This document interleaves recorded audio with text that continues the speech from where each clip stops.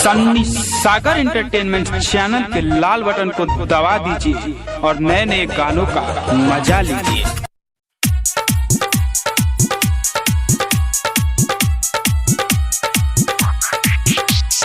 अखन अहाँ सब सुन रहे छी मदनेश्वर स्थान मदना से दुल्हन म्यूजिक की शानदार music by DJ Guddu Raj, presented by Dulhan music.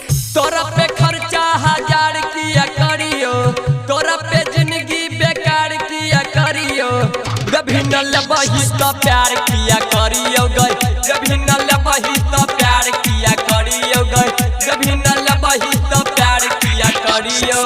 तोरा पे खर्चा 1000 किया करियो, तोरा पे जिंदगी बेकार किया करियो गई, कभी न लबही तो प्यार किया करियो गई, कभी न लबही तो प्यार किया करियो गई, कभी न लबही तो प्यार किया करियो। तोरा पे खर्चा 1000 किया करियो, तोरा पे खर्चा 1000 किया करियो, तोरा पे खर्चा 1000 किया करियो। DJ Guddu Raj Madhubani, presented by Dulhan music. हमरे से रिचार्ज करबाबै छही छौरी, करबाबै छही छौरी, करबाबै छही छौरी, मांगे छी चुम्मा त कहै छै सौरी, कहै छै सौरी, कहै छै सौरी।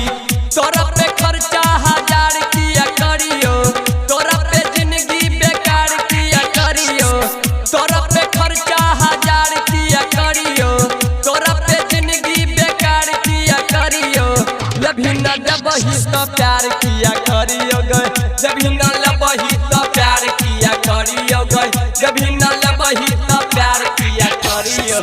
तोरा पे खर्चा 1000 किया करियो, तोरा पे खर्चा 1000 किया करियो, तोरा पे खर्चा 1000 किया करियो।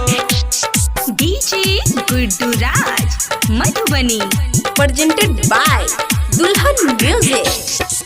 राजा रसानी के कहै छही राजा, कहै छही राजा के कहै छही राजा, सत्यम सिंघम से लै छही माजा, लै छही माजा के लै छही माजा।